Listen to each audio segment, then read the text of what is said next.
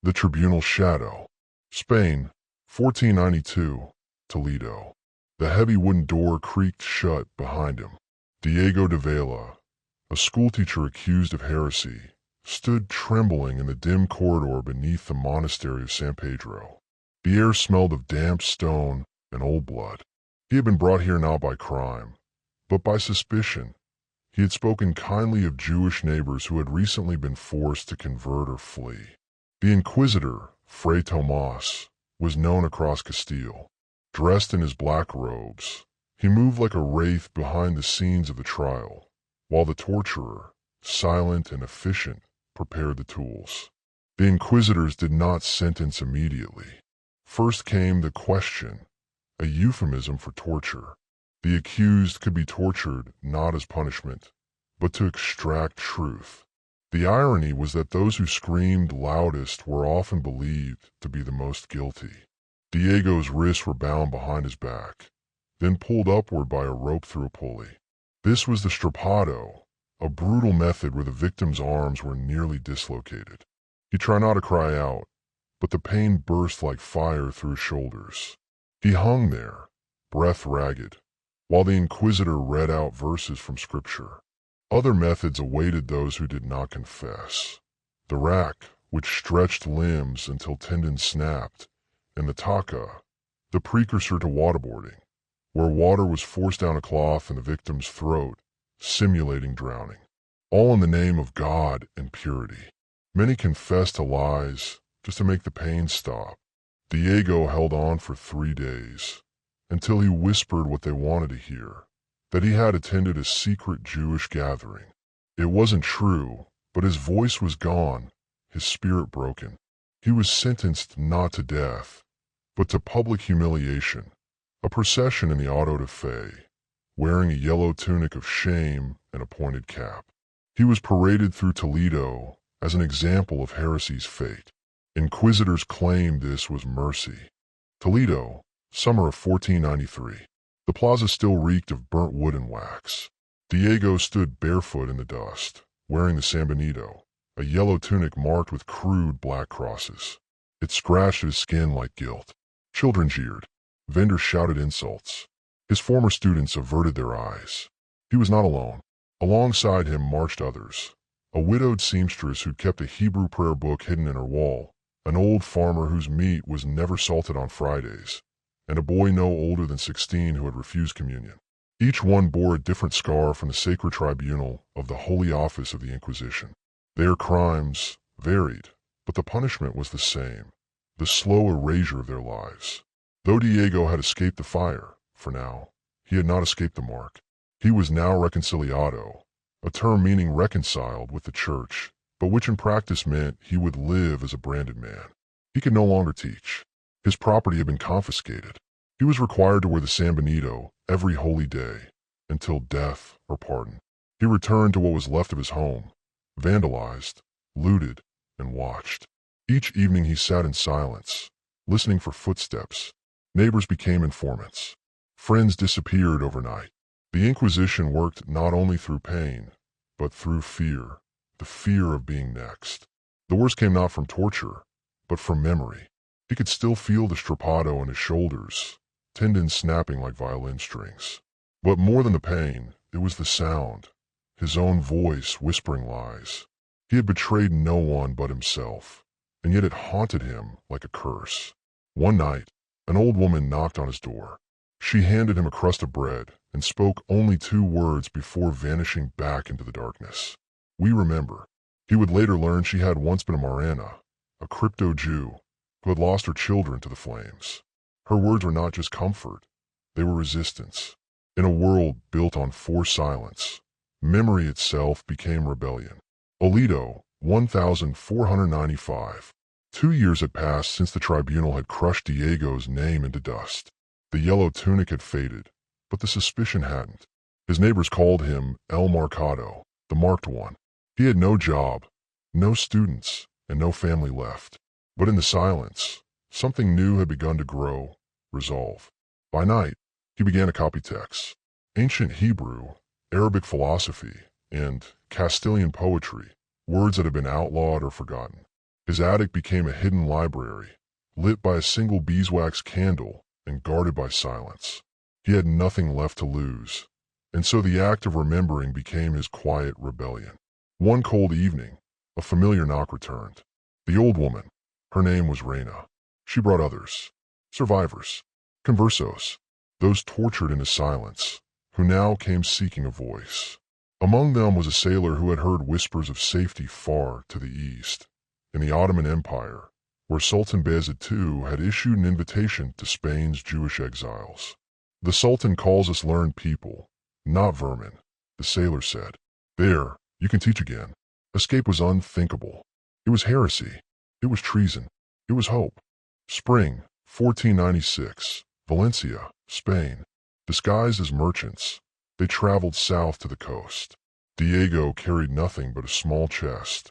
Inside were his manuscripts, carefully hidden beneath bolts of cloth. The journey was treacherous. Inquisitorial checkpoints lined the roads. Bribes were exchanged in silence. In Valencia, under moonlight, they boarded a small vessel bound for Salonika, a city under Ottoman rule, where many exiled Jews had already found refuge.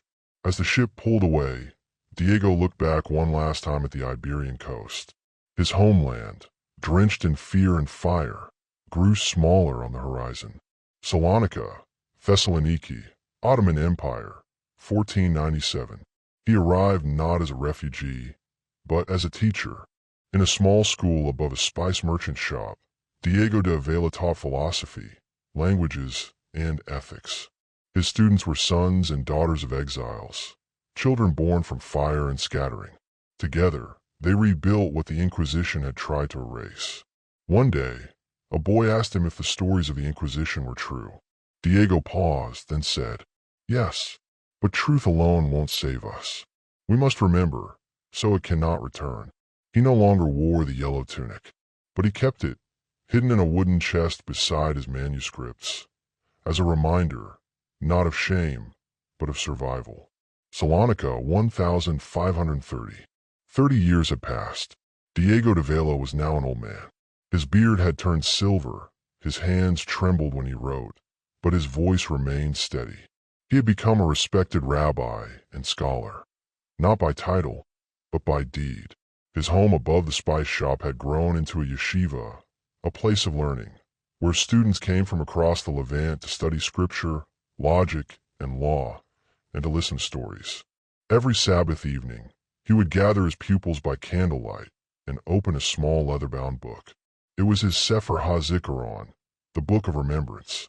Inside were names, not of kings or saints, but of the forgotten.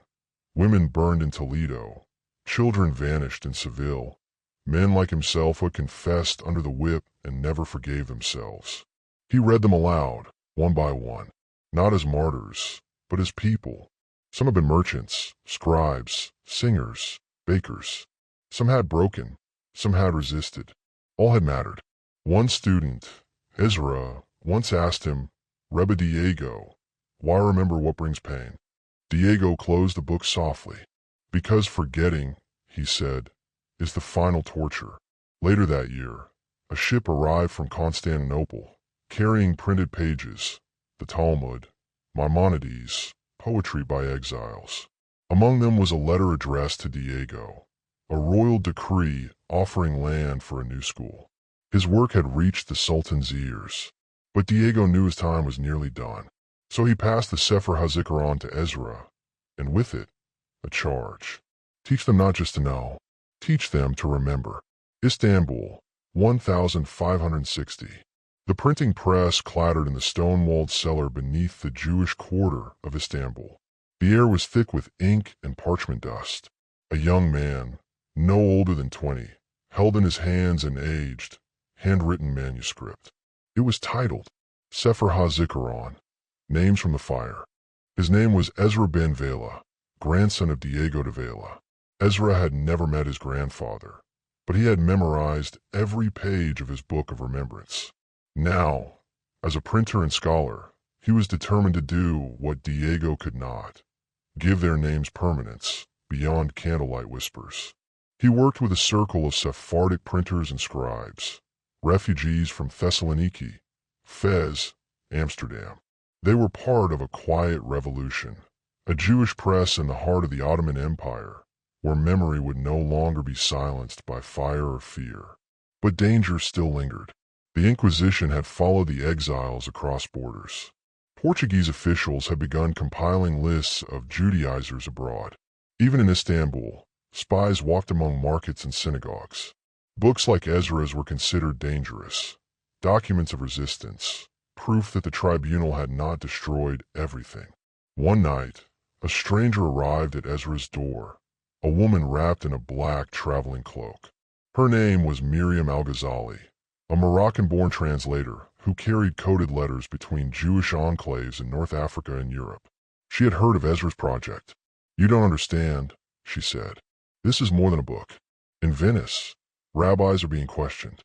In Lisbon, they burn books with names like these." She handed him a scroll, an edict from the Portuguese Inquisition, bearing dozens of names. Among them, Ezra ben Vela, son of the heretic Diego. Ezra felt his pulse tighten. "They remember us too." Miriam nodded. "But they fear us remembering more." Meanwhile, Lisbon, 1561. In the dungeons beneath the Convento do Carmo, a chained prisoner whispered the Shema in the dark. His name was Joseph Mendez, a merchant from the Azores arrested on suspicion of crypto-Judaism. What the inquisitors didn't know was that he had smuggled a tiny book stitched into his robe. It was a page from Ezra's printed Sefer HaZikaron, just a fragment containing names, stories, prayers. Even as he sat in chains, Yosef read them silently. He knew he might not survive, but that wasn't the point. The point was that even in the belly of the tribunal, memory still spoke. Final passage, across generations. By the end of the 16th century, copies of the Sefer HaZikaron had made their way from Istanbul to Amsterdam, Safed, Livorno, and the Caribbean. Smuggled in spice crates, wrapped in cloth, passed by hand. Some were burned. Some were hidden in synagogue walls. Some survive to this day. Venice, 1563. The Grand Canal glistened under a hazy spring sun. Beneath its beauty, fear moved in silence. Venice, though freer than Iberia, was no haven. The Council of Ten, under pressure from Spanish ambassadors, had begun investigating its Jewish printers and scholars. The Inquisition had no borders now. It flowed like ink into courts, merchant houses, even libraries. In the Jewish ghetto, behind a worn stone facade marked only by a brass lion's head, Miriam Al-Ghazali met with her contact, a Catholic priest in secret rebellion, known only as Brother Leon. He wore no collar. His Latin Bible hid notes scribbled in Hebrew. On the table between them lay a single copy of Sefer HaZikaron. Its edges were worn, its spine cracked, but it was complete. Leon had smuggled it from Constantinople to Ferrara, and from there to Venice, a miracle in ink. "It must reach Amsterdam," Miriam whispered. "The Sephardim are organizing.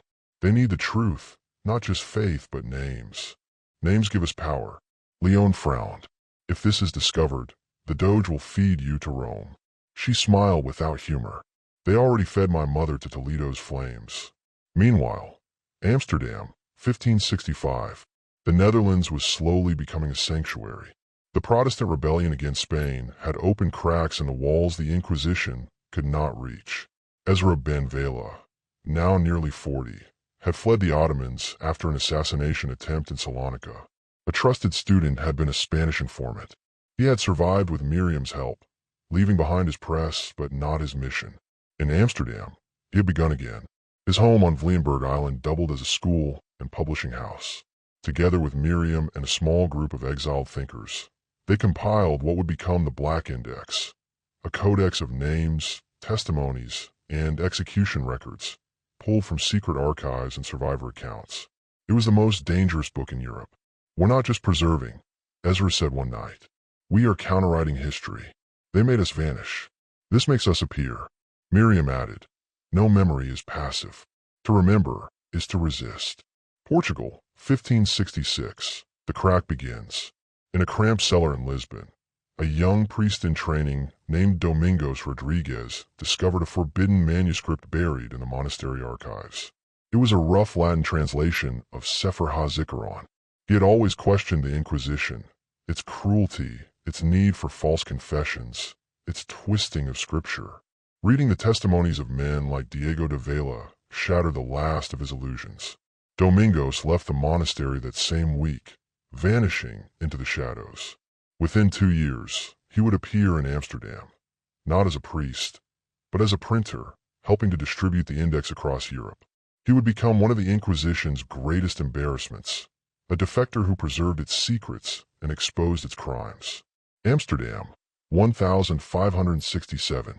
Rain slicked the cobblestones of Leonberg Island as Miriam Al-Ghazali fastened the final pages of the Black Index into a leather-bound codex. The room was silent, save for the scratch of quills and the low hum of Hebrew prayers. Ezra ben Vela stood behind her, shoulders tense. His once dark hair was streaked with gray. He had not slept in days. Ever since word came from Ferrara, 2 printers arrested, 1 burned. A courier disappeared near Lyon. They were being hunted. "We need to move the index," Ezra said, voice low. "Lisbon spies have long arms. The Grand Synagogue cannot protect us." Miriam didn't answer immediately.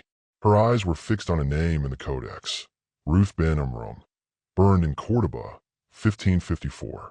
Her great-aunt. "We won't move it," she finally replied. "We'll publish it." Ezra blinked. "You mean, open to the public?" "Yes. No more secrecy. No more hiding behind faith and shame. We print it. We flood Europe. Let them read what their inquisitors have done." Ezra hesitated, not out of fear but awe. The idea was unthinkable and brilliant. Someone had spoken to Salazar. The traitor was already inside. She signaled Ezra quietly. He nodded. Together, they initiated the Exodus Protocol, a plan laid out for this exact moment. Destroy the extra plates. Miriam ordered the apprentices.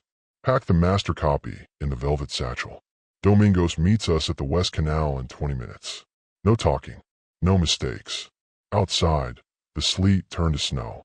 Meanwhile, the Inquisitor arrives. Mateo de Salazar stepped from his carriage beneath the stone arch of the old fish market. He was not wearing robes. Tonight, he was in steel-gray armor, covered in a travel cloak. His men, mercenaries from Flanders, wore no insignias. "No fires," Salazar ordered. "No screams. Make it clean. The books die first, then the mouths." Behind him, Brother Abel walked in silence, his face unreadable. Inside his coat was the cipher, Diego de Vela's last message. Inside the burning room, Miriam opened the hidden floorboards. Beneath them, an iron safe. Inside it, the master copy of the Black Index, bound in black goat skin, sealed with wax. Next to it, a dagger, an old relic with a hilt engraved in Hebrew. "Zachar, remember." Ezra took the book. Miriam took the dagger. Then they heard it. Boots above, shouting. They had minutes. "Ezra," Miriam said, "you take the canal. Go with Domingos. That book must live. And you." "I was born to burn," she said with a bitter smile. "But not before I write them into the walls." She pulled out chalk and charcoal and began scribbling names along the stone interior of the press. One name after another. The lost, the vanished, the unnamed, the betrayal. A crash. A figure burst through the side door. Jacob, one of their apprentices. Blood on his face. Eyes wide. "They knew," he gasped. "They knew the route. They ambushed Domingos. He's dead." He never finished the sentence. A crossbow bolt caught him in the chest, and he collapsed into the firelight. The traitor wasn't Jacob. It was Abel. He stepped through the smoke, holding the cipher. "I tried," Abel said to Miriam. "I believed, but I was raised by their order, and I still crave their absolution." "There is no absolution in obedience," she hissed. "Only extinction." He looked genuinely pained, but he raised the bolt pistol anyway. Then Ezra stepped forward, holding the dagger. "Then let extinction begin with you." He lunged. The fire begins. In the chaos that followed, Miriam struck the oil lamp. Abel fired and missed. Ezra stabbed, once, not to kill but to stop. The flames caught the tapestries, then the books. Abel fled, wounded. Salazar entered a fire and smoke, Too late to recover the master copy. Miriam was nowhere to be found. Only the name-scrawled walls remained. Names written in soot, chalk, and blood. Aftermath. Escape in embers. Ezra escaped into the night, through the West Canal. He carried the master copy inside a false-bottom satchel, clutching it like scripture.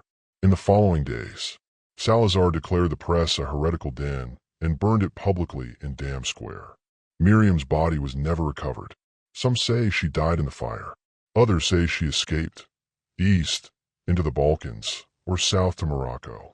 Brother, Abel, disappeared, his defection sealed in shame. But within weeks, copies of the Black Index began appearing in Hamburg, Prague, Thessaloniki, even London. The names could no longer be silenced. Epilogue fragment, foreshadowing the final arc. Years later, a child in Istanbul opened a crate of spices delivered from Amsterdam. Inside, beneath saffron and cinnamon, a black goatskin book, its pages still warm from the flame. On the first page, a single sentence written in Diego de Vela's hand. If memory dies, they will win. Let never die again. Istanbul, 1575, 7 years later. The streets of Istanbul buzzed with the vibrant sounds of markets and mosques. Yet in a quiet study beneath the ancient walls of the Jewish quarter, a weathered man sat at a wooden desk, his eyes scanning the worn pages of a familiar book. Ezra ben Vela, now silver-haired and burdened by years of loss and hope, traced the faded ink of the Black Index.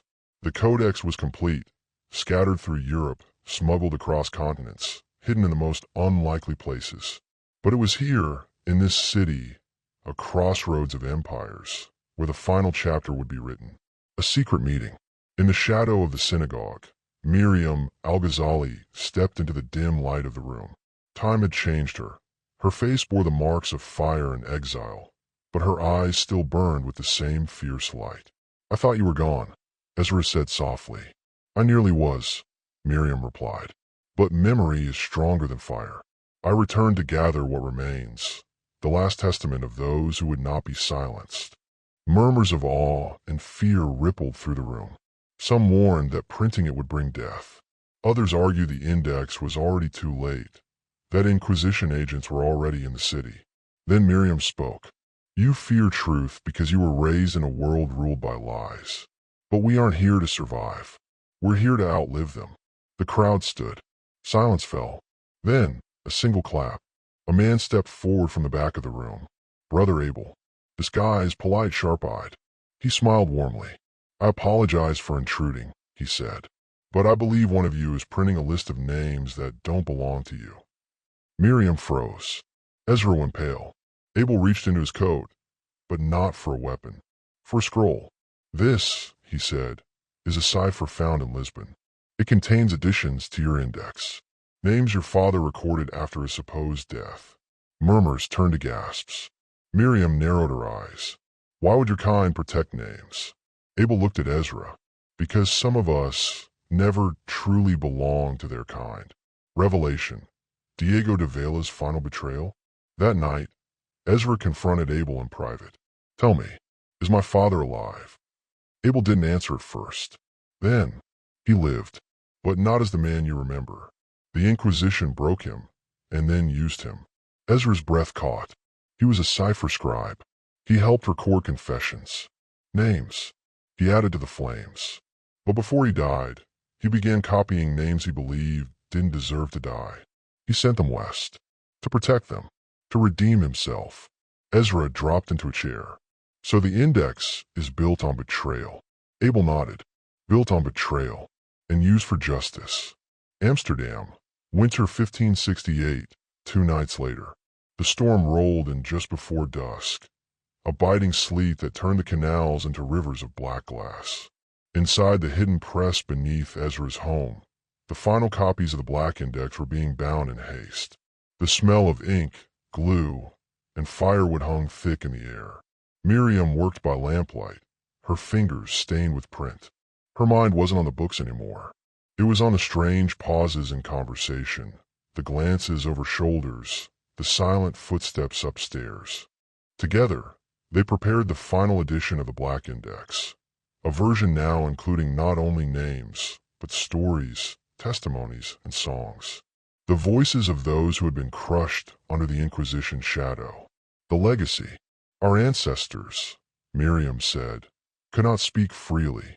We must speak for them, loudly, without fear. Ezra nodded. This is no longer just a record of suffering. It is a beacon for those who fight still, for justice, for truth. As the final pages were sealed, a messenger arrived bearing news from Amsterdam. The movement had spread further than anyone dared hope.